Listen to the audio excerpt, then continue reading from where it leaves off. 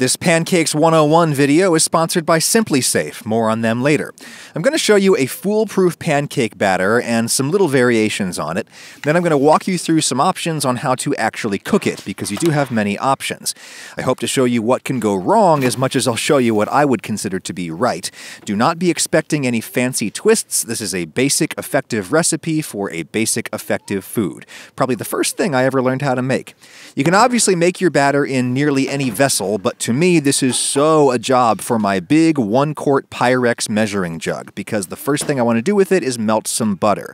2 tablespoons or about 14 grams. This will make the pancakes moist and give them flavor. I can chuck this container straight into the microwave, and I just give it like 30 seconds until the butter is not quite all melted. If your butter is too hot, it could curdle the egg that's coming, so I get it partially melted and then swish it around to melt the rest. By the time that solid core is melted, you've got liquid butter that's not very hot at all. Nonetheless, the next thing I'll put in is my sugar. This will lower the temperature even more before the eggs arrive. I do 2 tablespoons, about 25 grams. Plenty of people would say this is not traditional, but it's not super sweet and it'll enhance browning. You could mix that in with a whisk if you want, but I think a fork does just fine. Now for the egg. Just 1 whole egg. Give it a little tap to break it and crack her in. Then I'll also do some vanilla, maybe a couple teaspoons. I just eyeball it. Again, a lot of folks would say that's not traditional, but I think it tastes good. I think you'll have a much easier time mixing this batter together if you really beat in the egg now, before the milk goes in. We do it now, the egg is not sloshing around everywhere. We can get it really liquefied and get the butter emulsified into it. If you don't do that, the butter tends to solidify badly when the cold milk hits it. You could call this 1½ or 1 3/4 cups of milk, like 400 mils. I just pour in enough to get me 2 full cups of total liquid. The proportions do not have to be precise. I do a teaspoon of kosher salt, or about 6 grams. I think that's conservative. You might want some more salt if you're using unsalted butter. And then baking powder. You need a lot of baking powder to make fluffy pancakes. I do a heaped tablespoon. That's like a tablespoon plus a teaspoon, or 16 grams. Then comes all-purpose flour, and the flour is the most variable part of this. It all depends on how thick you like your pancakes. I usually start by scooping in maybe 1.5 cups or 200 grams. I mix that up a bit and then add some more until I get the thickness I like. It is essential to not overmix pancake batter once the flour goes in. Just barely mix it in. It should still have a bunch of smallish lumps in it. Overmixing makes pancakes tough. The lumps will cook out. The more flour, the thicker the batter. The thicker the batter, the thicker the pancakes. It's as simple as that, and I like them thick. I may have overshot the mark a little bit here, though. That's really thick. We'll wait to assess until after it rests. Pancake batter cooks better if you let it sit and let the flour hydrate for a few minutes. I force myself to do this by not preheating my cooking surface until after I get the batter mixed up. You can cook pancakes in many things, but here's a widely available option, a standard 10-inch non-stick skillet. Sure, you can cook pancakes in a stainless steel pan, but to avoid sticking, I usually use a little extra butter, and I cook the first side a little bit longer, which gets you a darker color, but it's fine. A Teflon pan is easier, though. I'll get that heating up. Every pan and every stove is different, but for me, a little south of medium is usually perfect. The trickiest part of making pancakes is finding and keeping the right heat. Here's how my dad taught me to test this when I was a little kid. He said you got to get your hand wet and then you flick some water in the pan. If it just sits there and stares at you, the pan is too cold. If it fizzes right out, it's too hot. But if it kind of dances in the pan like that, you're perfect. Now, in my majority, I prefer to simply let my butter be my test. I just take a stick of butter and I rub down the pan. Unlike other cooking fats, butter has water that fizzes out when it reaches the boiling point, and thereafter it has milk solids that visibly brown. I like to put my batter in when the butter is just barely starting to brown. You'll find that your batter thickens a bit as it sits. That is now too thick even for me. No problem, I'll just loosen it up with a little bit more milk. One advantage of using a round pan for pancakes is it'll function like a mold. Just pour the batter out and it'll naturally spread into a tidy circle. Don't smoosh it around, that'll get you an ugly surface like that. Just let the batter spread itself. This just takes a few minutes to cook. You've got to wait until it's solid enough on the first side to flip without it falling apart. Your best sign is the bubbles. You see bubbles popping on the surface, that means it's getting cooked through.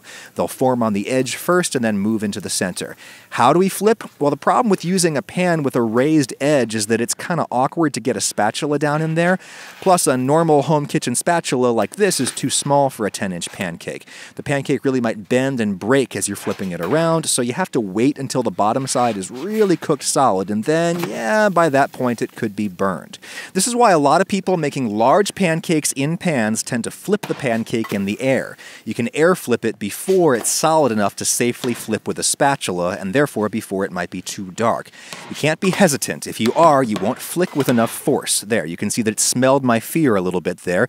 The rear edge did not clear the pan all the way when I flipped it, and now it's slightly folded under. That's fine. How do you know when it's done? Well, you can see when pancake batter is cooked from the outside. If it's not a liquid anymore, it's cooked. But with a really thick, fluffy pancake like this, the center can still be raw even though the outside looks done. See? You don't want a gooey pancake. My admittedly unscientific solution to this problem is to cook the pancake until it's outwardly done and then just wait another minute. It may still be a little gooey on the inside when we remove it to a cooling rack, but a big, thick pancake is like a steak. You let it rest for a few minutes, the heat from the outside will keep moving to the inside, and the interior will finish cooking. Anticipating that so-called carryover cooking is how you make sure that they won't be dry on the inside. Problem, of course, now is that we have only one pancake. You could throw the whole rack into a warm oven while you cook another one. That works okay. You could have multiple pancakes going in multiple pans, but this right here is why most major home pancake enthusiasts eventually invest in some specialized equipment. This is a very cheap, flat, square griddle pan. This is what I use when I cook pancakes for my kids, which I do almost every Saturday morning. Daddy wants to make a video of pancakes, so I'm helping him. Oh, good job. Now, when I make pancakes for them, I make a half batch of batter. A whole batch is just too much. Problem is, the batter is built around a fixed quantity, the egg. And it's important to keep the egg content proportionally low. Too much egg makes pancakes tough. So when I make a half batch, I just use the egg yolk. I toss the white. If anything, straight yolk makes the pancakes even better. Certain people also insist on making certain decorative additions. I have no problem with that. It's a great way to learn some basic color theory. It's turning to green. I'd do just about anything for these guys, which is why I recently signed up with SimpliSafe, the sponsor of this video. I never saw myself as a security system kind of guy. I'm not super worried about home invaders or whatever, but SimpliSafe is different. It's a modern, comprehensive solution for kind of managing your whole home. Look at everything in this kit. It's all connected by Wi-Fi. There's a door lock. I can lock and unlock my door from anywhere in the world over the internet. I can let people in. There's a video doorbell, cameras, motion sensors, door sensors. When the boys get older and they're walking to school alone, I'll be able to get an alert on my app telling me whether they actually came in through the door after school. The smoke and the carbon monoxide detectors are integrated. I am paranoid about that. I live in a very old house. And if something really scary does happen, I've got 24/7 professional monitoring with 3.5 times faster police dispatch. There's no contracts and the service is just 50 cents a day. Do the math. That's super reasonable. Experts choose SimpliSafe. It gets rave reviews everywhere, and we installed it in like a half hour. If you've got a home to protect, do us both a favor and go to simplisafe.com/Ragusia to learn more. That's simplisafe.com/Ragusia, link in the description. Okay, let's cook these funny green pancakes. Butter is just barely browning, it's ready. When dealing with a square cooking surface, it's much more geometrically efficient to cook a bunch of small pancakes instead of a few big ones. It's the opposite with a round pan. Small pancakes are less efficient here. Look at all the wasted space on the pan surface. I'm perfectly happy to cook small pancakes on my square griddle because small pancakes are way easier to cook. You basically flip them whenever. I look for bubbles forming around the edge. Another good tell is if you can see the edges going to kind of a matte finish. If your pancakes are merged into each other, you can kind of cut them apart and then there. No scary air flipping needed, no giant special spatula needed, easy. And with the short-rimmed griddle pan, it's easy to get in there with the spatula. Now, one thing to note, if your pancakes are a little too big like mine usually are, they might overlap each other a little bit when you're flipping them, and you'll get little patches of raw batter on the cooked surface like that. Don't freak out, you're not going to kill anybody. That raw batter will probably steam cook before the pancake is done. There, you can see it's already gone solid without any direct heat. If you're really worried about it, you can flip them back on their first side for just a sec right before you take them out. The boys don't like syrup, they like powdered sugar. You can get a little shaker cup, or you can just put some powdered sugar in a sieve and then tap the sieve. There you go. So in that instance, I was able to cook enough pancakes for my customers in one batch, but these are very small. small customers. If you're feeding bigger people or more people, you might want to invest in a big, wide electric tabletop griddle. There's lots on the market like this for well under $100. If you want to have a bunch of pancakes all done at the same time, something like this is your best option. If you want a more even color on your pancakes, it helps a little to brush the excess butter off with a towel, though nothing seems to evenly distribute the fat like cooking pancakes in it. By that I mean the second batch usually has a nice even bronze color, if you care about that. And if you care about your pancakes being round, scooping it out with a little measuring cup really helps.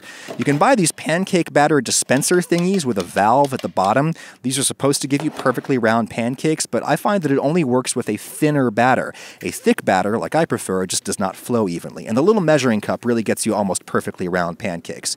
Now this batter that I'm using is slightly different. Instead of using milk, I am using buttermilk, real buttermilk, which is basically like a milky yogurt. That lactic acid taste really shines through in something as subtly flavored as a pancake. But if you make that switch, you can't use baking powder. Baking powder contains both acid and alkali.